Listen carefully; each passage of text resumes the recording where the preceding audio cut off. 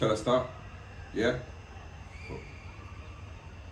So the story that I'll be telling you all is a story that happened approximately 10, 15 years ago. I was about 17, 18 or 19. Between 18 or 19, I'd say. The group of friends I had at that time have all passed our driving tests. All of us have passed. We're excited to buy our first cars, new cars, all of that. I'd already bought a car. It's a little runner. This was in the UK, by the way. It's a little runner. Can't remember. I think it was a Golf or a Honda or some sort of small little runner. Just enough for me to get back and forth for my part-time job or work or uni or wherever it was. I had a friend of mine, let's call him M.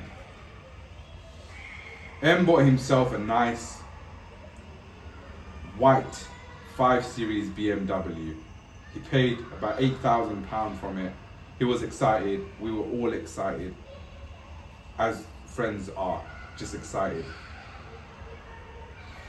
He had it for about 2 or 3 days. He was just driving around. One day after work, he says to me, let me come pick you up. And I thought nothing of it. I didn't have my car at that time. I thought, even better, get home early, can start my night. Got into his car. We're driving for the first 5 or 10 minutes. We were driving like normal, just catching up. Then obviously he wanted to show off his car a little bit, the performance of his car.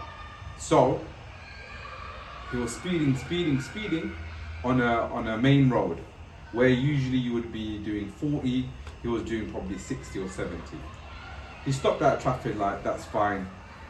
Speeding session was done. A few minutes later, traffic lights went green, he boosted off, again 50, 60, 70. Traffic stopped him a little bit. That was fine. No one's telling him to stop. He's not stopping. We're all lads. We don't mind a bit of speed. But then he got a bit too excited. What he ended up doing, speeding again 50, 60, 70 miles an hour on the main road where it should be about 40. But what he tried to do, instead of just getting stuck in traffic, he drove into a bus lane and just booted it for about 60, 70 again, booted it fast. Again, we're thinking nothing of it, we're okay with it, hoping that, traffic lights will stop us or whatever it is. However, obviously, bus lanes don't go forever. Eventually, they stop and then normal traffic comes in. M didn't anticipate that. So, when the bus lane stopped, from far, he saw a car turning in to the road that was on our left. The car was simply creeping, but because of the speed that M was going, he was trying to stop from 70 miles an hour to practically 0.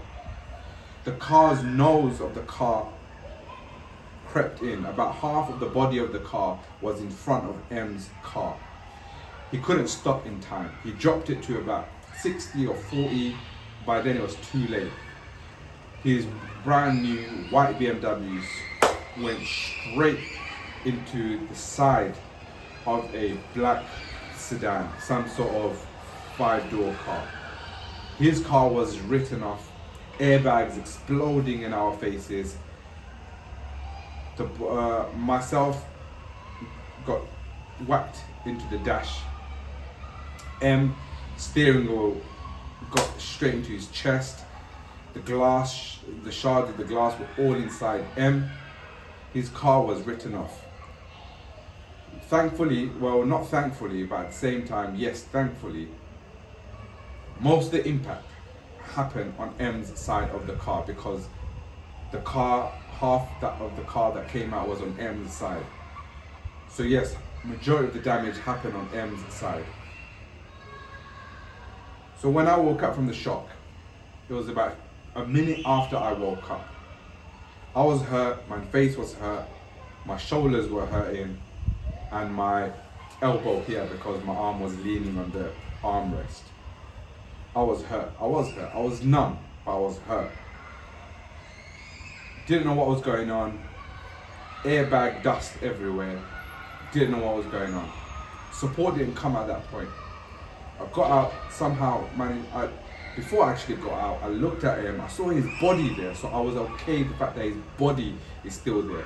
Whether he's hurt or not, I didn't comprehend that yet, but his body was there. I was satisfied that he was still there and he was in 7 different pieces.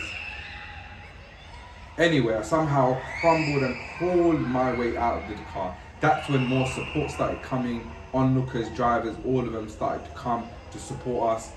I got out of the car and all I saw was his front of the car was destroyed, practically disappeared. Then I knew the impact of what was going on. So I got out of the car, ran to M's side. That's when I saw the real severity of what's happened. A long sharp piece of the car door stabbed straight into M's throat, just about here, just above, I don't know what you want to call it, the breathing tube, his throat, just above the throat. Shards of glass were all over his face. The steering wheel, although the airbag absorbed some of the impact, his face, a lot of the shards of glass tore up his face. I don't mean just the skin, I mean tore up the flesh from his skin. He was unrecognizable at that moment. He was breathing, but not the way a human should be breathing. I stepped back for a bit, just to understand the shock. Everyone was trying to help M out. M was breathing, but he wasn't communicating. Everyone decided to leave it until the ambulance come. The ambulance came within about 7, 8, 10 minutes. From that point all the way until we got to the hospital, it was all a blur. I was in a different ambulance. M was in a different ambulance.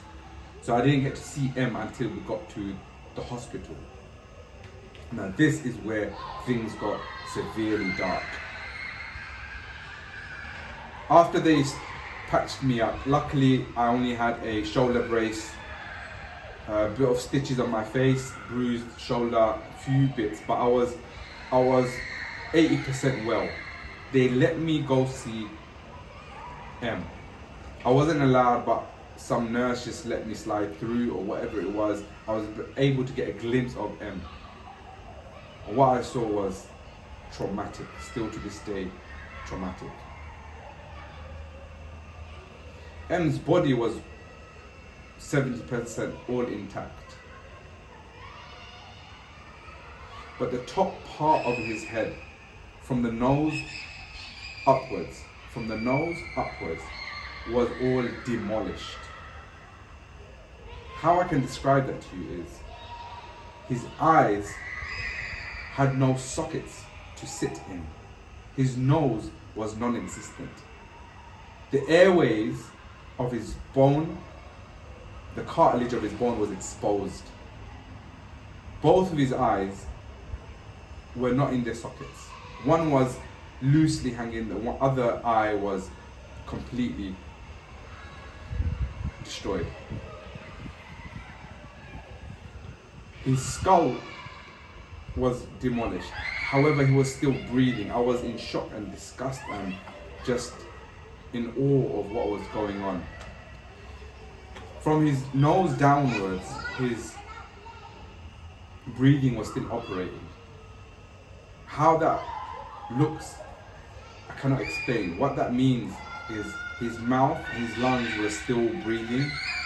His brain was disintegrated. His eyes, nose, ears, all disintegrated. His face was not there. The only part of his face that remained was his mouth that was able to breathe for his body. I asked the nurse, what is happening? What's happening to his body?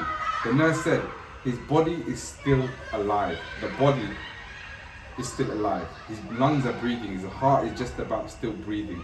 His organs are functioning because he's able to breathe through his mouth slightly because there's some sort of brain function still operating. But he is no more. His body is no more. It will give up within the next 2 hours, she mentioned, or 2 or 3 hours. How could that be? How could a body be breathing, but the mind is not there? That was the most scariest human existence I've ever seen. His body was breathing, his mind was not there.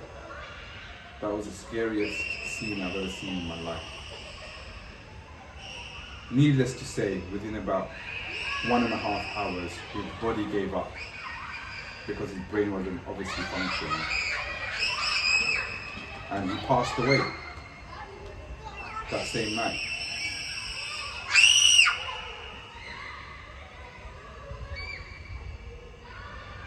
All of us gathered together to give our prayers, but that was the last time of From then I realized how important safety is in driving or wherever that may be.